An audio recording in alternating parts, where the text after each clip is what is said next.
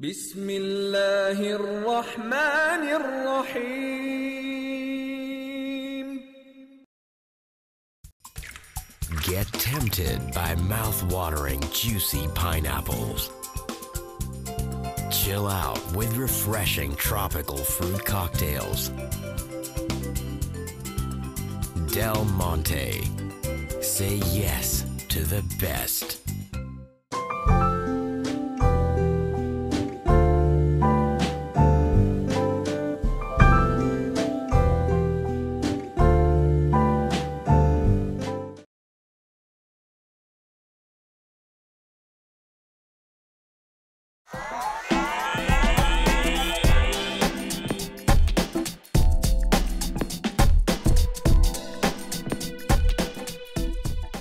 Assalamu alaikum.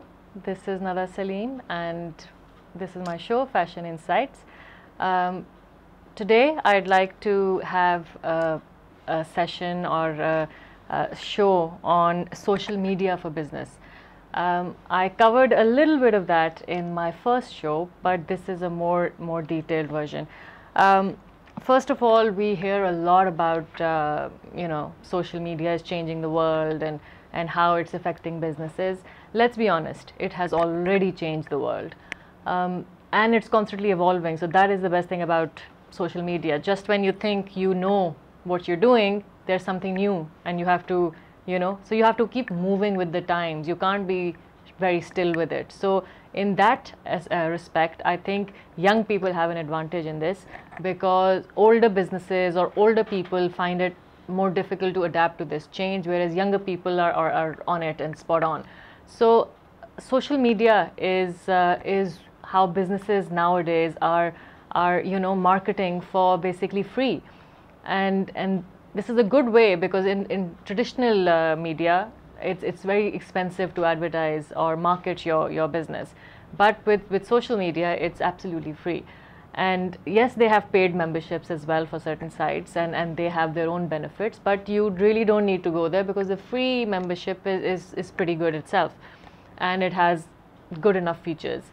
So in today's episode, I'm going to cover eBay, I'm going to cover Twitter, I'm going to cover LinkedIn, I'm going to cover Facebook and eBay. And let's start with eBay. First of all, eBay came about, I think, about 12 years ago, and even though Pakistan eBay hasn't really caught on, but world over eBay is very successful. The good thing about eBay is that it actually changed the world. It changed the way people do business.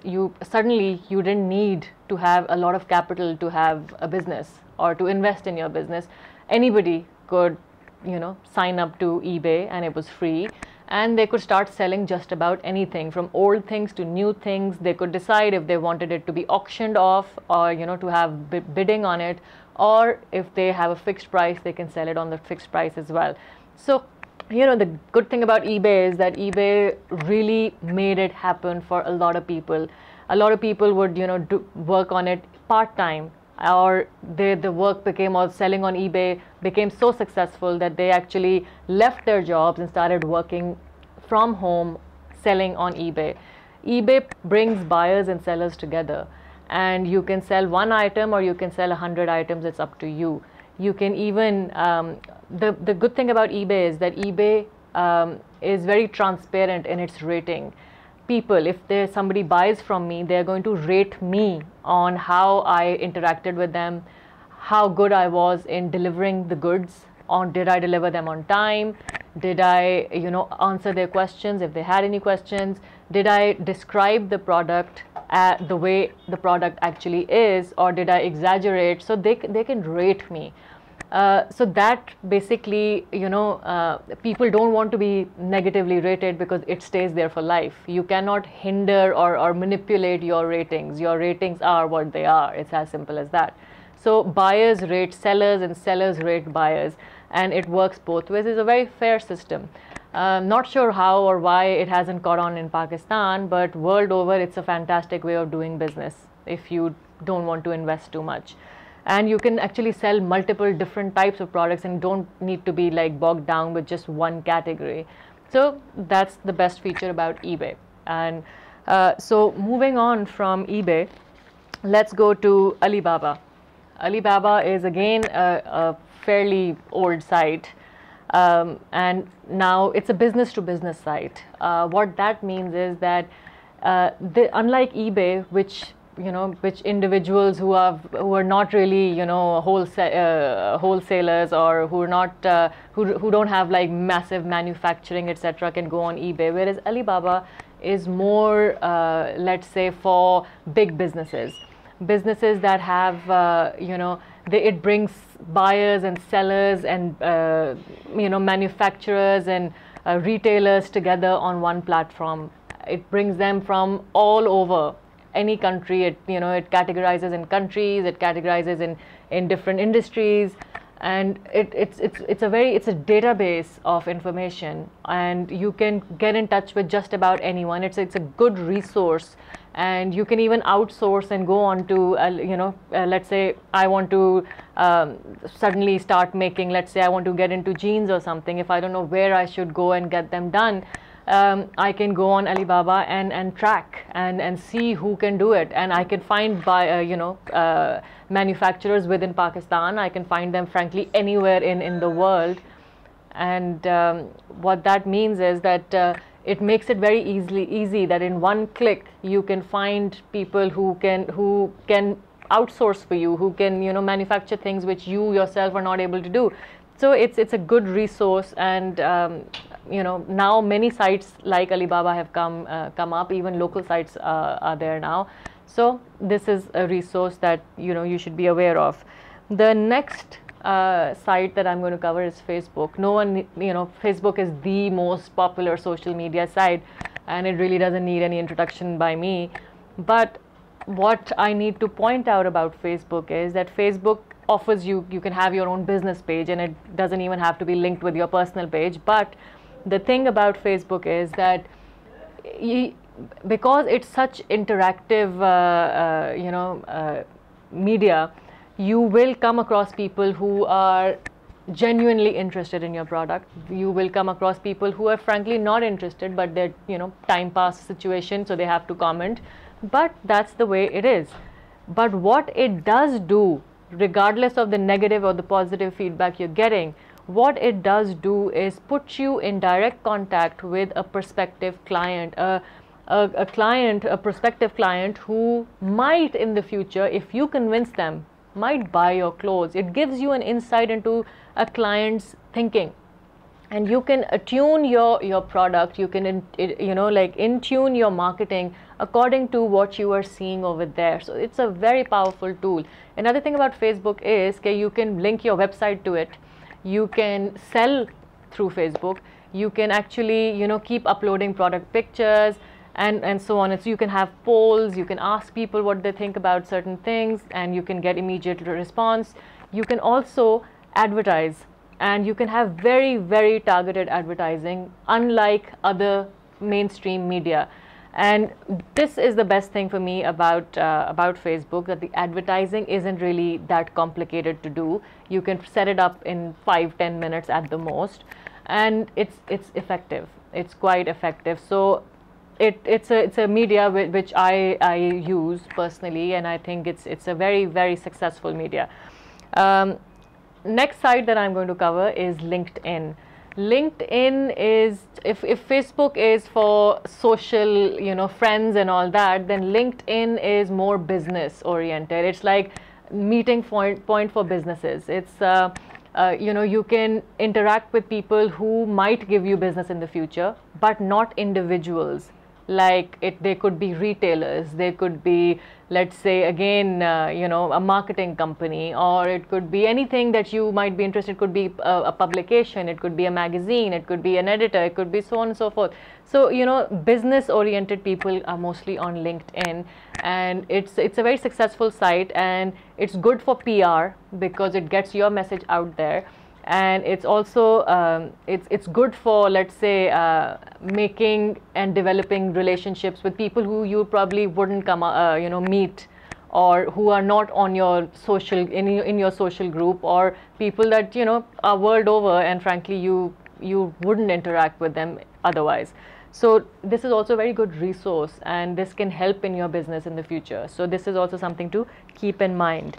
Apart from LinkedIn, the new thing is Twitter. Frankly, it's not very new, but in Pakistan, it's just starting to pick up. Internationally, a lot of companies advertise on Twitter because Twitter reaches a lot of people, and it's a lot more interactive than Facebook, and immediate response that you get on this is way faster than Facebook. Okay, good thing about Twitter is that you can link it up with your LinkedIn account and your Facebook account, which makes life a lot easier. So you don't have to keep going on each one of these other sites. You can just do it on Twitter and it goes, you know. So that is a very positive aspect. What I also like about it is that, you know, businesses, you can, you know, if you have your business ID on Twitter, for example, you can actually talk about your business, you can put up your product pictures, you can give your ideology, you can give anything, you can give your personal comments. And because it's very fast paced, it's not as slow as Facebook, it's very fast paced. So you can have, let's say, 100 comments per day or tweets per day, and that is pretty normal. It's pretty average, let's say. It's not over the top. I have to warn you, Twitter is addictive, and you know, so you need to have a strategy if you're using it for business. And frankly, for every site that I've mentioned, you have to have a strategy. And apart from having a strategy, you have to know that you have to put the best pictures possible of your product. You have to give the best description possible of your best and accurate description of your product, because this is the only clue that the buyer, the supposed buyer, is going to get. They can't see the product otherwise, they can't feel the product otherwise. So this, whatever information you're providing, they think this is the truth. So it has to be as accurate as it, you know, as possible. I have seen a lot of people put pictures of their products which are really badly, like, you know, badly lit, or bad angles, or you know, or it's just on a hanger, for example, clothes, and they're not hung well, and so on and so forth. So don't do that. Get help, put things on mannequin, put things on, you know, have proper lighting. There are photographers that do that for you, and they do it cheaply. If you don't want to invest in a photographer, fine, get your own digital camera, but invest in a mannequin and make sure you do it properly. So things like that, just keep those in mind. And also, one other point I need to make before we go for break is that you need to have good communication skills, for the reasons that I've said, that unless and until you describe your product, who's going to buy it? So you need to communicate well. You need to be able to explain or describe whatever it is that you're trying to say, and you know, so basically that level of skill has to be there. If you think you don't have that level of skill, there are companies out there who do it for you. They take away this social media hassle away from you, and you know, and they're not in-house, they do it from their buildings. It's totally outsourced to them. So it's a very convenient and right thing to do if you don't have the skill. If you do have the skill, then it is a full-time job on its own. Let's remember that. Social media requires time. Yes, it's easy, but it does require time. So if you can take time out for all that, great. If not, then you need to hire someone who can. So I think on that note, let's go on a break, and I'll see you for fashion tip after that. Get tempted by mouth-watering, juicy pineapples. Chill out with refreshing tropical fruit cocktails. Del Monte. Say yes to the best.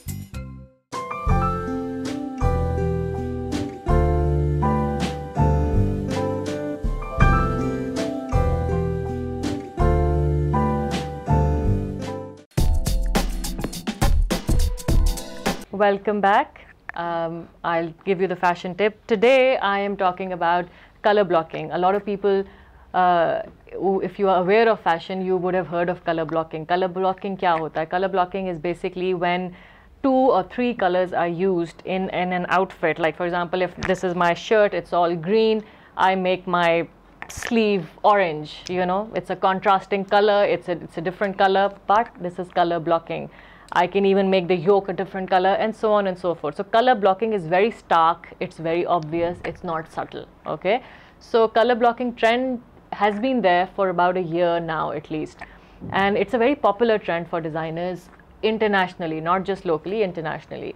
And it's a good trend because it's very versatile. You can do it in many different ways. I've just given you one tiny little example. It can be done in many ways. So the type of color blocking, which is the latest type of color blocking that I'm going to discuss today, is using neon colors with pastel colors. I know it sounds weird, but as you can see in the picture, they've used bright neon colors with really light pastel colors.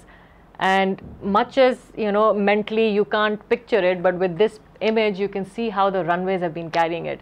How those looks come into our everyday life is a different matter. But this is a trend which is so popular that designers are not letting it go at all. This trend is just going on and on and on, and you will keep seeing it till designers get sick of it. So keep a lookout for it, and try to experiment and leave us some comments. And I think this is enough for now. And this is Nadda Salim signing off.